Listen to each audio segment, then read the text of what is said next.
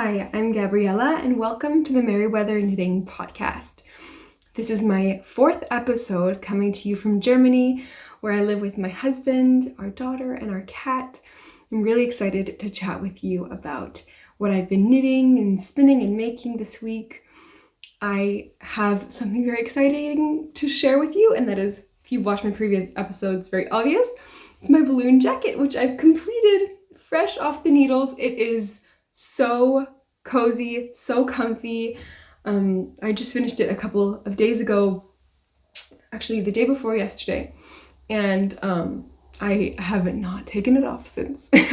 No, really, I still need to block it, and there are still a couple of spots which I need to kind of fix up a bit, but honestly, it's finished. Yeah, all seamed up, all knitted up, and I couldn't be more happy with the way it turned out. Honestly, it's such a beautiful pattern.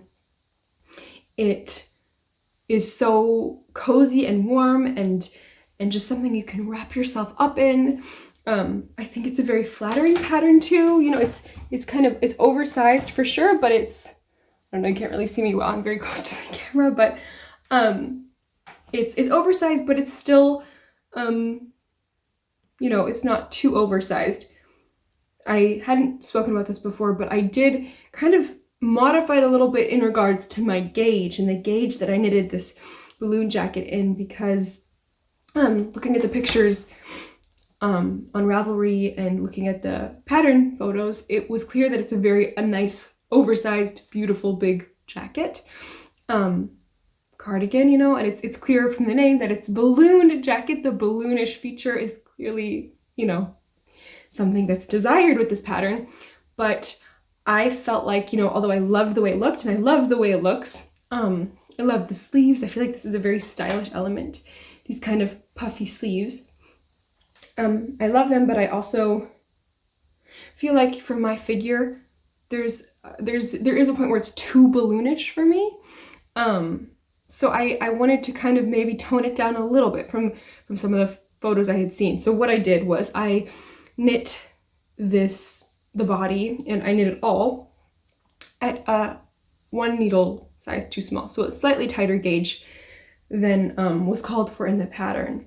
And I also like that because I think the end product, the fabric, is a little bit more dense, not as loose, and I like that. I really like that. I also like the shaping it gives with that little bit of a denser fabric. As I said, I haven't blocked it yet, so it could be that it probably will loosen up a bit when it's blocked, but I just wanted to have an overall bit of a smaller garment. I also knit it in a size small, and I would say often I'm a size medium, especially if I want a little bit of extra ease. I would usually knit medium, but I knit it at a small, at a tighter gauge, so that it would definitely be not too oversized, but it still is oversized. It's nice and cozy. It's easy to cuddle up in, and I couldn't be more happy with this beautiful, beautiful jacket. I think it's also an amazing jacket if you have never knit a cardigan before or knit a sweater before. It would be a perfect first project because it's just garter stitch. The pattern is so easy to follow. So meditative and relaxing, and just something you can knit while you're watching TV, or while you're spending time with your family, or while you're just, in need of a project which doesn't take too much brain power. It's really a lovely, lovely pattern with a very satisfying result. Also because of its, because of the yarn, it's held double. It really knits up super quickly. And you just get to see that progress. Every row, really, you feel every row. If it gets longer and longer and longer, and it's just such a beautiful, I love that feeling. I really love that feeling while knitting. I also loved knitting with Mohair. This was my first Mohair project, and I am totally on the Mohair bandwagon now. I feel so inspired by Mohair. I love the way it feels. It's so beautiful and luxurious and fluffy and dreamy to wear this warm Mohair sweater. I mean, it's Mohair and wool held double. It's very warm. And I'm really just happy about it. And my next project that I just cast on also has a bit of Mohair in it, because as I was finishing up this jacket, as I knit the last sleeve, I still had the band to knit, and I was feeling like I was kind of playing yarn chicken, feeling like maybe I wouldn't have enough yarn to finish the project. And because of that, I decided to go ahead and just order another skein of this yarn and the mohair, just so that I would have enough, because I didn't want to have to wait. I was really in a flow. I just wanted to have it finished, and I wanted to wear it. As I said previously as well, I really wanted to have it finished before December, which I'm so happy I did get it finished before December. Now I can wear it the whole Christmas, Advent, holiday time, which was my goal. So, but I ordered this yarn, and as I ordered it from a small little independent yarn shop, and, you know, because I was paying shipping, I just thought I want to make it kind of more worthwhile and grab a couple more skeins when I'm here, which is something I don't usually do. But I have a couple of balls of yarn in my stash which I want to use up, and I want to just put to use and get out of my stash, to have things to knit, but also because I just don't want to have things laying around. I also think it's, you know, it's an economical thing to do, to knit from your stash, and that's a very good thing. And I don't have a very big stash. And actually all the yarn I have in my stash is very, very old. But I decided to order a couple little balls of mohair with my order, for this extra yarn that I needed. And so I ordered a couple more balls of the Tilia Filcolana Mohair Silk Blend. I think that's how you pronounce it, I'm not quite sure. But I really like this mohair blend. It's the only one I've ever knit with, so I'm sure that there are also others. Maybe you can tell me your favorite mohair silk lace yarn. But I know there are a lot of very popular ones, but I felt like this one seemed pretty affordable, and I like how it knit up. But I just got it, and I decided I was gonna get a couple extra little balls of this mohair, and I'm knitting it up in my next project. I'm just such a fan of this combination. But this jacket was knit in the, as I said, the Filcolana Tilia mohair silk lace, in the color Sienna, held double with Cascade 220 yarn in the shade Japanese Maple. And I really love the combination. I really think it's a beautiful combination.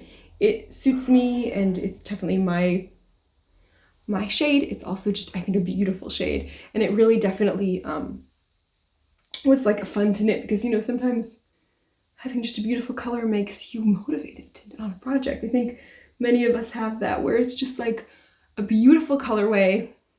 If I have a beautiful colorway, I'm really just inspired to knit, just because I want to look at that and hold that beautiful yarn. With this jacket, I think one thing that I thought was really special about it was that it was also very forgiving. I had never knit mattress stitch. I had seamed up things with other stitches with, you know, back stitch or just different stitches, but I had never ever used mattress stitch before. And this was the first time I had done it, and I had to do a bit of research, and that was really fun.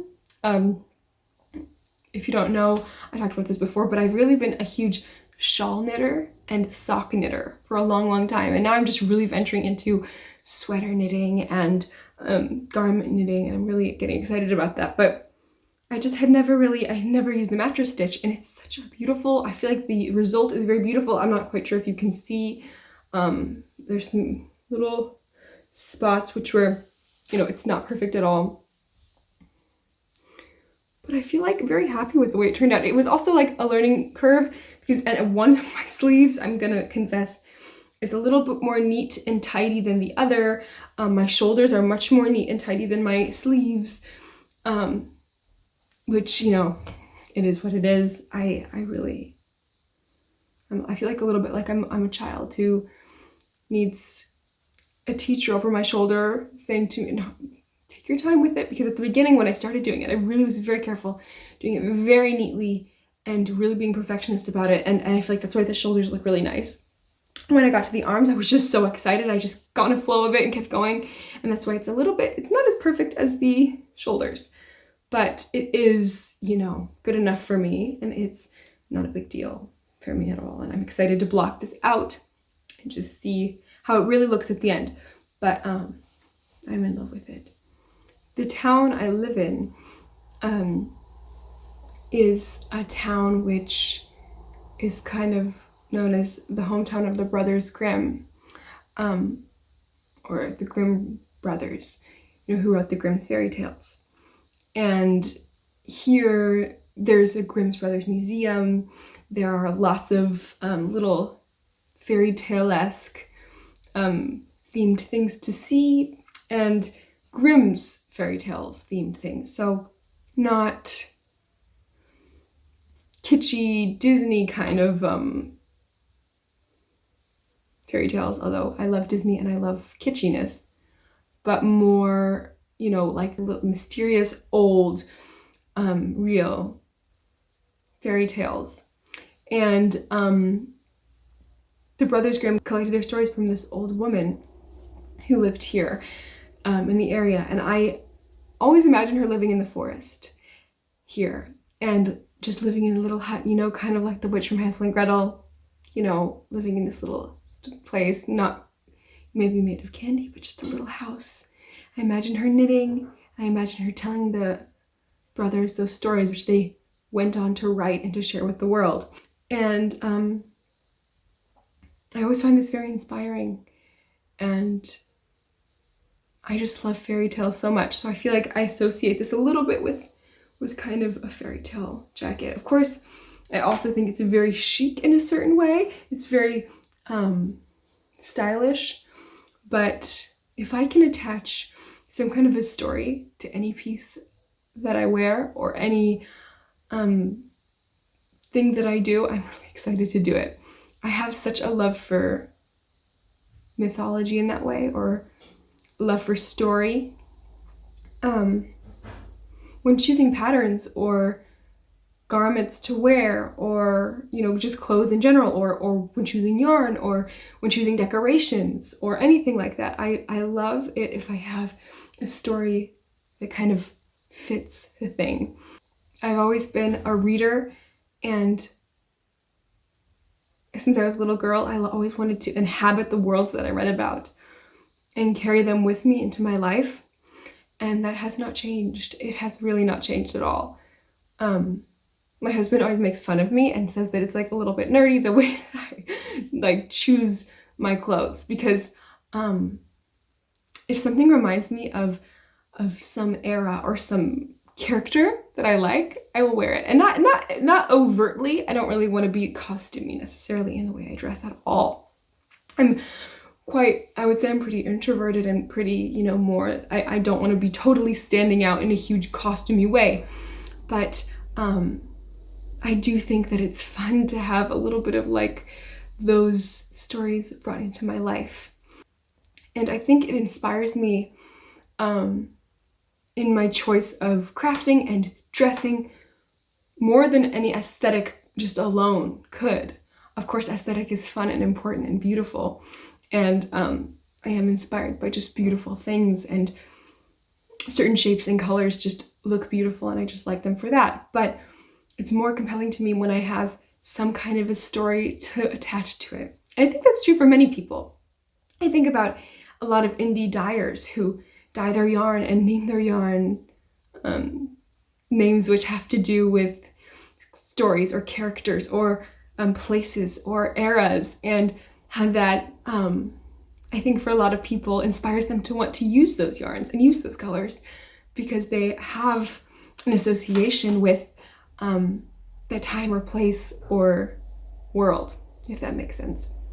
It's hard sometimes to not get carried away with it. I really, really look up to and admire people who truly dress, you know, really like rockabilly, who really dress like in a style which is completely true to some other time or some kind of aesthetic. I think it's so cool. I think it's so beautiful. I couldn't do that. And I also think for me it's more subtle, and it's a little bit more like I reference it in my own mind, but it's not necessarily overtly obvious, the things that I'm trying to integrate into my life through the things that I knit or the things that I wear. But I definitely admire it when people go all out and kind of carry that with them through their life. If they're dressing, you know, like some kind of a Regency lady all the time. I feel like I've seen that more and more, and I guess through the internet you see that kind of thing. But I recently watched a couple of videos of people who live their life. I saw a video of a couple who live their life really like completely like they are in the Victorian era. Like they live with the technology of the Victorian era. They live with the clothes. They make their own clothes. They make their food with a stove, like a wood burning stove, and have just like, you know, everything exactly like they would have had it in the Victorian era. And I think this is so, so cool. Not that I could ever do that or even desire that, but I think it's so much fun and so cool somehow. All that to say that I love this jacket, and it makes me feel a little bit like I can be inhabiting the same forest that Little Red Riding Hood inhabited as she walked into the woods to her grandmother's house. Maybe not, I don't even know if I want to live that life, because it's not a fun life, but honestly, the forest that's just a few feet away from my house, just like, I would say 100 meters down the road, that forest there is where the Brother Grimms walked through as well, and where they lived as they, you know, wrote these stories and painted these pictures of these amazing fairy tales that they had heard. And I just think it's really exciting, and I can't wait to wear this as I walk down the path and carry Esmeralda, my daughter, through the woods. I'm just excited, and I love this sweater. So that's my finished object. That's my balloon jacket. I'm very pleased with it. I also now have started a new project, which is a little pair of mittens. I had mentioned last week that I have quite a bit of black yarn in my stash, which I wasn't sure what to do with, and I kind of want to just, you know, get rid of, use up, so it's not laying around. And so I thought, what can I do with this black yarn? I can make a pair of mittens. I feel like it's very practical. That's something maybe I could give, or, you know, at least give my husband. I'm sure he would wear black gloves or black mittens. So I cast on these mittens with that black yarn, and with the Filcolana Tilia Mohair silk lace yarn as well, in the shade Silver. This is how it looks.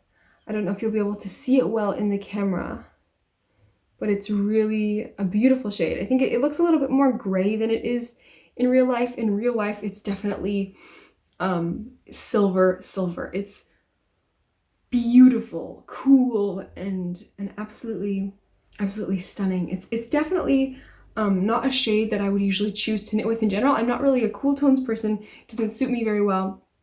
When also silver isn't really usually, I'm somebody who wears a lot of gold. When I wear jewelry, I wear gold colored jewelry mostly. I do have some silver colored jewelry as well, but I really love the way this looks. It looks totally like something spun silver, just like, you know, kind of like what you would imagine a spider web, like kind of like a mystical Lady of the Lake spider web. I don't know what I'm saying, but some kind of a very beautiful mystical silver. Something that's just otherworldly and absolutely stunning. So I really love this color, and I really love this mohair. So I took it with black.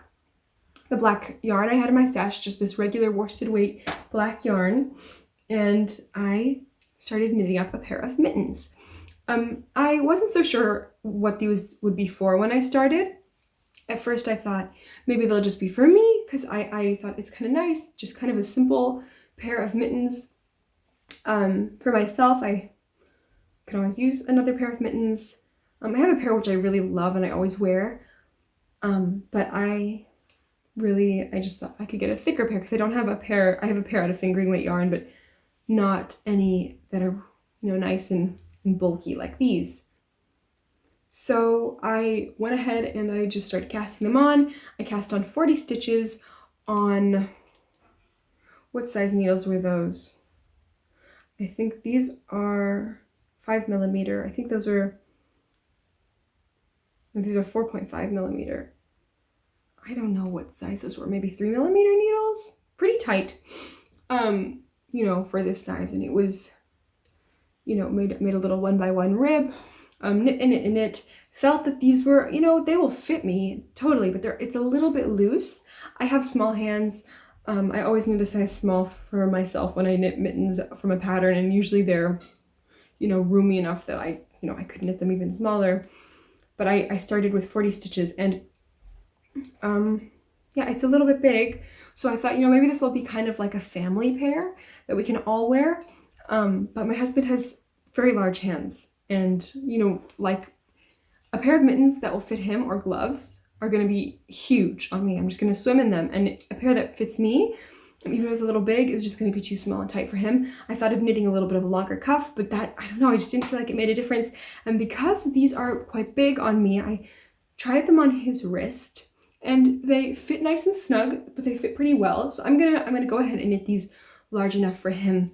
I thought about knitting them like as real gloves with fingers, and I'm sure he would like that. But I think I'm just gonna go ahead and knit them as mittens. You know, I think that's what I'm just gonna end up doing. But I really like the way the fabric is turning out with both of the colors, if you can see it. It's just nice and marled. This beautiful gray marled color. I love the contrast between the black and the silver. I think it looks super beautiful. And I love the fuzz, this beautiful little halo that it has. So soft and so cozy, and these are just going to be an absolute dream to wear going on walks in the cold air.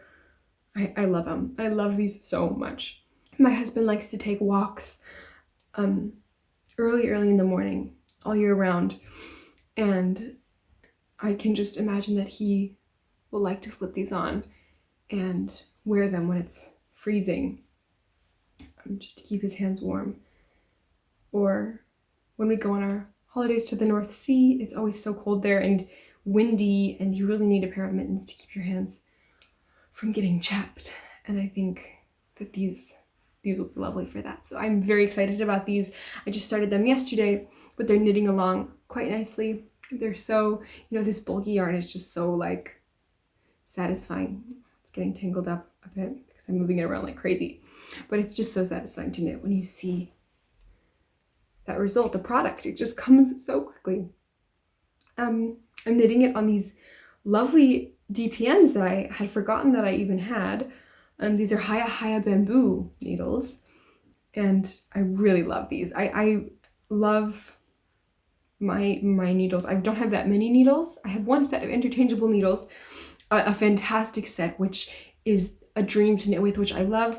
They're the Chiaogu lace. I think they're red lace ones. I think that's what they're called. And they're so much fun to knit with. I love them. I got them as a gift, but I'm so happy with them. They're fantastic. I, couldn't be more happy with them. I also knit English style, so I throw, and they're perfect for me for that reason, just because I don't, I think sometimes when people pick, it's like a little bit more difficult with super sharp needles, but these are, I don't know if that's true or not, but these are perfect for me. Unless I'm knitting colorwork, then I also do knit continental, but I mean, I haven't had a problem with them or anything like that. And I think you can't have that much of a problem with these needles. They're just, they're like super beautiful and super nice and super high quality. So I'm very, very pleased with them, but it's very fun to knit on something else, which I guess I had gotten these a few years ago for a different project, or at some point for a different project, and I love knitting with these. The bamboo is so much fun. It's so warm. It's just fun to try out some different needles. It really is. And everyone has their preferences, I know, but it's it's really nice. I love it. So that's my little work in progress. These are probably going to be a little, I don't know if I'm going to finish these before starting and casting on my next sweater, but I'm enjoying them so much I might. This week I've been so monogamous with this balloon jacket, just finishing it up, so I didn't really get anything done with anything else, but I'm excited to cast on the next sweater, which is going to be the Spearheads sweater by Jared Flood, and that's going to be in the Alafoslopi yarn I showed you last week. It's going to be a pullover for my husband, which I'm so excited to knit. I would never really choose that pattern if I were to choose a knitting pattern on my own. It seems like a lovely pattern and I'm excited to knit it, but it's just not what I would usually be drawn to. The little colorwork yoke is very simple. It's just some geometric kind of lines. You know, it's called spearheads, so you can imagine it's a little bit like spearheads around the yoke. And my husband chose it. I let him always choose his pattern so that he wears it, but it just isn't the kind of thing I would usually choose. But I'm excited to knit it because of this amazing rustic yarn, which I showed you last time. And this, you know, that's really my motivation for casting it on, is this rustic yarn. I'm also excited to give him a sweater, and it's also a nice big bulky sweater, which is gonna knit up quickly, so it's not a big deal. And I think it's mostly just stockinette all the way up the body and the sleeves, and then this colorwork yoke, so it's pretty simple. I think also very meditative. But what makes me so excited is just the amazing cozy yarn. This amazing rustic yarn is just going to be so much fun to knit with. It's so interesting because I was looking at the last couple of projects that I have knit for my husband have been Jared Flood sweaters, and I just thought it was so funny because I don't know, I always like, for myself, I like, you know, there are certain designers who I really am drawn to and who I really like, but right now I'm just so inspired by so many different things. I'm kind of trying to go here and there and trying to get, you know, different things from different places. But he always has liked this, always likes Jared Flood patterns. He doesn't even know that. He doesn't go in there looking for that. We go on Ravelry together, we look through the sweaters, and he's always drawn to Jared Flood designs, which is just, makes a lot of sense. They're very beautiful, very simple, very kind of structured in a certain way. And they definitely fit his style, I would say, and fit his vibe, which makes sense. But I just thought it was interesting because he doesn't even know that, but it's just, there's so many sweaters that I show him and so many different designers, and Jared Flood is quite prolific. But it's just something I thought was a little bit interesting.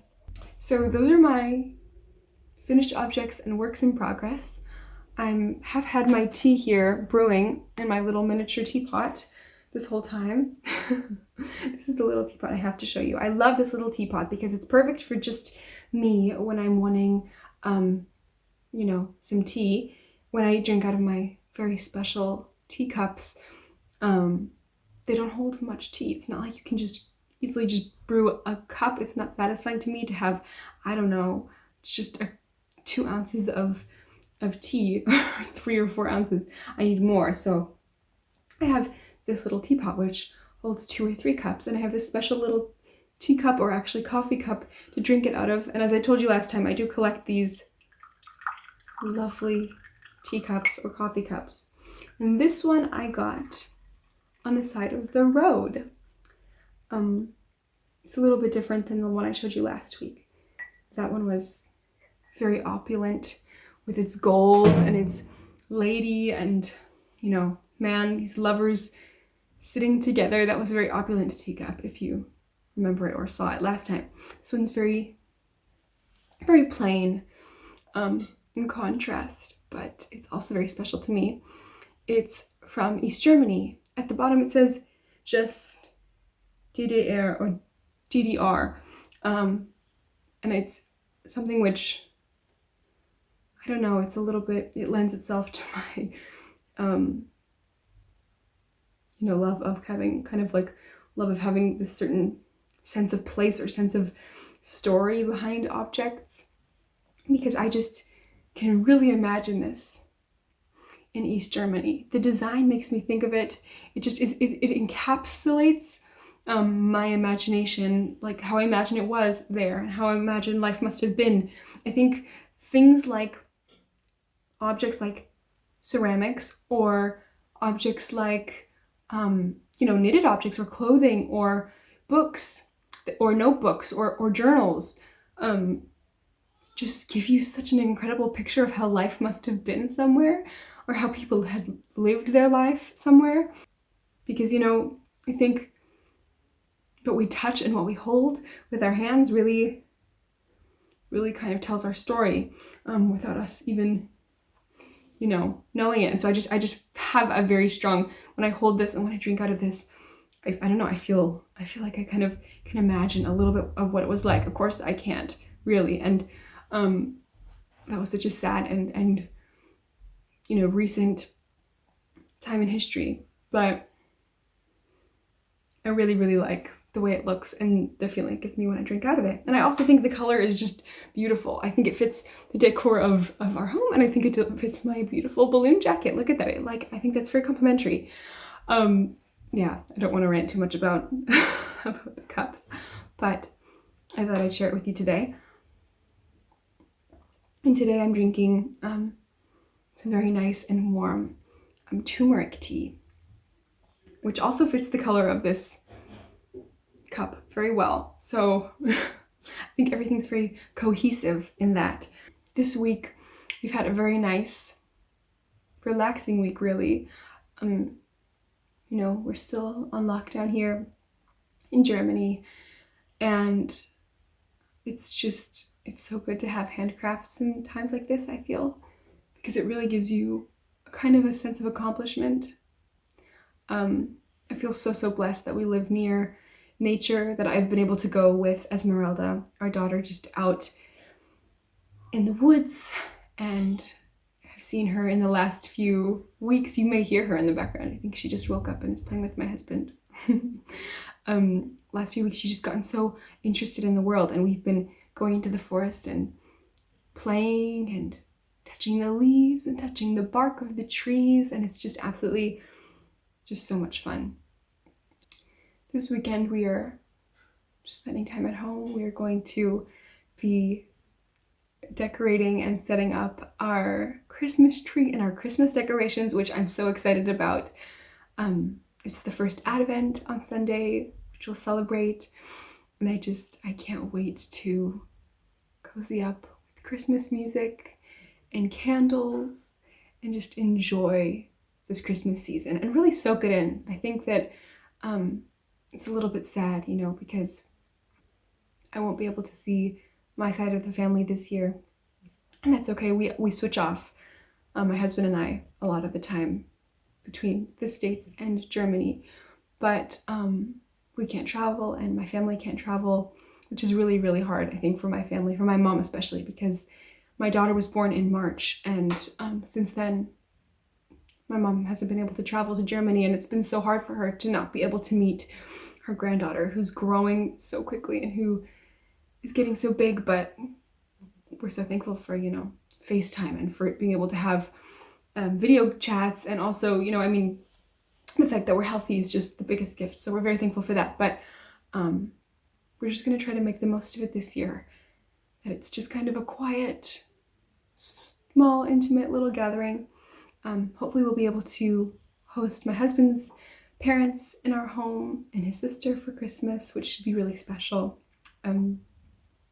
But it's just fun to also have a Christmas which is kind of slowed down. I also wanted to say thank you so much for those of you who have subscribed and who've decided to join me on my channel as a subscriber or leaving a like. Honestly, it has meant so much to me since my last video. I've surpassed 100 subscribers, which is something I just didn't think would happen. I'm so honored and so in awe and so amazed that this has happened, that I have surpassed that number.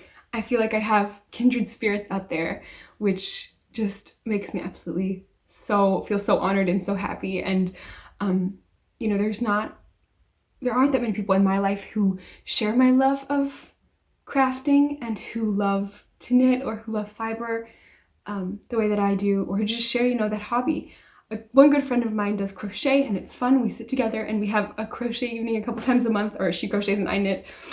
But this conversation and this passion for making things with your hands is something that I just treasure so dearly, and which really, like, I just can't tell you what it means to feel that I have other kindred souls who just share that with me. So thank you so much for subscribing and for liking it. Each one means so much to me. And I'm excited to continue chatting with you in the future. So I hope that you enjoyed this video. If you did, please feel free to leave me a note. I would love to read it. You can find me on Ravelry as gabriellak, and on Instagram as Merryweather Knitting. I love looking on Instagram and seeing what other people are making. I have been so inspired, almost dangerously inspired by things I've seen on there recently, just because I feel like I want to make everything. But it's a good thing. It's good. It inspires me to keep knitting. But for somebody who considers themselves a bit of a product knitter, it is honestly, I have to hold myself back sometimes because there are so many stunning, beautiful things on there. I hope that you have a very wonderful rest of your weekend and week, and I look forward to seeing you again next time. Happy knitting!